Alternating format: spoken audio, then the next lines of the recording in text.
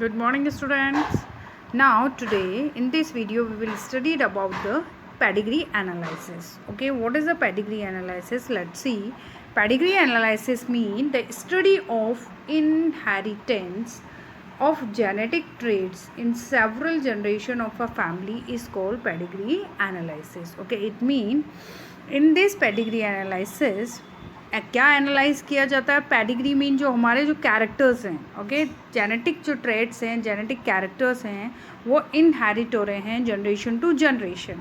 तो these are studied by the pedigree analysis. Okay, तो pedigree analysis से क्या होता है, जो डिजीज़ होती हैं, जैसे हमारी जनरेशन टू जनरेशन कुछ ऐसी डिजीज़ होती हैं जो हमें क्या होती है, इनहेरिट होती हैं.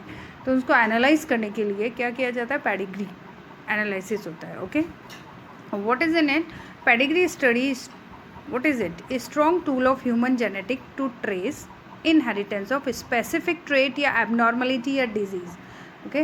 तो जनरेशन टू जनरेशन जो क्या होती है, कभी कभी ऐसा होता है कि स्पेसिफिक है, हम जिसे हम बोलते हैं हेरिडिटी है, डिजीज़ है जो हेरिडिटी से हुआ है, मीन वो कहाँ आ रही है, जनरेशन टू जनरेशन ट्रेस हो रही है. ओके, तो स्पेसिफिक जो ट्रेस होते हैं, एबनॉर्मलिटीज़ होती हैं, वो कैसे होती है, अकर होती हैं, वो जनरेशन टू जनरेशन आती हैं. Okay, that is the pedigree. In this we will study in the pedigree study.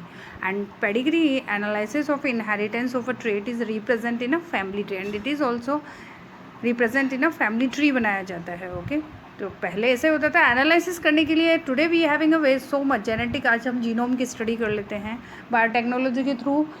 Okay, but पहले जो था वो क्या बनाया जाता था, फैमिली ट्री बनाया जाता था. पेडिग्री एनालिसिस में फैमिली ट्री बनाकर उसको एनालाइज किया जाता था कि एबनॉर्मलिटी या डिजीज़ जनरेशन से आई हैं. Okay, but now we having so much facilities.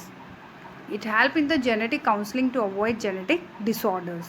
Okay, अभी क्या इस बाय दिस अगर एनालाइज होता है तो इससे क्या होगा, जो जेनेटिक डिसऑर्डर्स है उसको हम क्या कर सकते हैं, अवॉइड कर सकते हैं. Okay, by the genetic counselling. Get it? Now you can see the family tree. Okay, family tree mean you can see it is shown by the pedigree analysis shown by the family tree.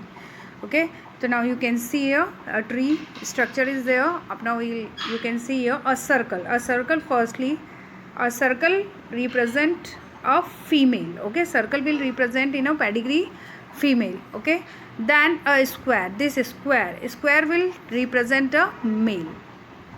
Get it? Female and male. Female is represented by the circle and a square represent the male.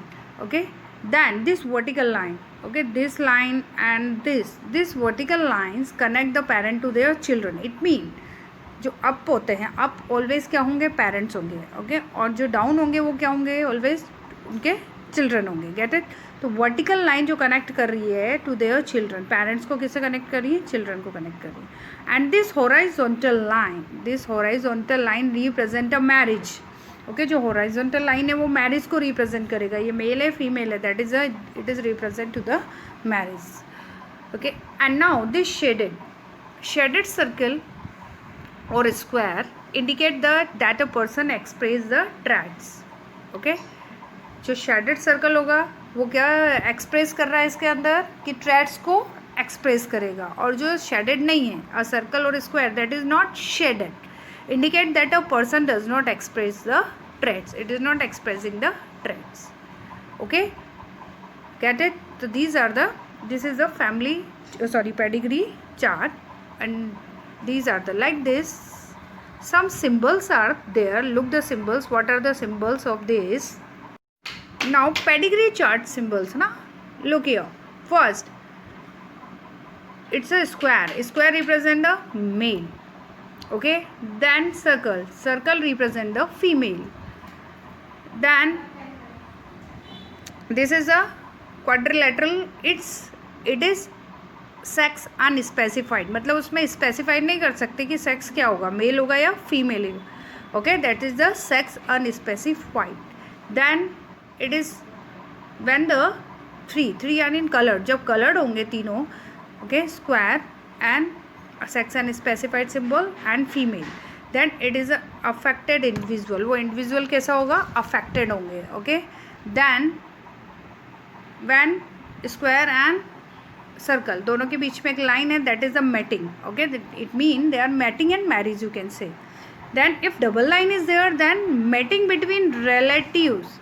Okay, relatives mean consanguineous mating. मतलब consanguineous matting क्या होता है? अगर close relative से marriage हुआ है, शादी हुआ है. जैसे क्या होता है, अगर किसी की शादी होती है किसी मैटरनल अंकल के बेटे से हो गई, मामा के बेटे या चाचा के बेटे से होगी, it is very close relative. अगर क्लोज रिलेटिव में शादी होती है, that is a mating between the relatives. Okay, then it is a consanguineous. पहले ऐसा ही होता था कि क्लोज रिलेटिव में शादी की जाती थी. ओके, तो दैट इज़ अ कॉन्सैग्विनियस मैटिंग. और कॉन्सैग्विनियस मैटिंग में चांसेस होते हैं कि जनरेशन में कहीं ना कहीं एक एबनॉर्मल चाइल्ड होगा. इसीलिए अभी ये क्या होता है, अब बहुत कम होती है मैरिजेस, बट बिफोर इट ये मैरिजेस बहुत होता था, लेकिन अब नहीं होता है बिकॉज ऑफ द, क्योंकि कहीं ना कहीं उसमें मैटिंग के टाइम क्या वो सॉरी जो जनरेशन टू जनरेशन कहीं ना कहीं एक चाइल्ड जो ऐसा होता है जो क्या होगा, उसको ज़रूर से ज़रूर डिसऑर्डर होगा. Get it? And next is the parent above and children below. Okay, parent above and children. Always parent will be above and the children will be below in order to birth of left to right. Okay, then parent with male child affected with disease. Parents हैं और जो male child हुआ है वो क्या है, disease से affected है, red color है इसलिए, that's why. तो child is affected with disease but the parents are normal. Okay, parents with male child. And then this symbol is of identical twins. अगर identical twins होंगे that is a symbol, and this symbol is for the non-identical twins, and these are the symbols of the pedigree chart. Get it? Very important to learn it. By this you can understand this pedigree analysis.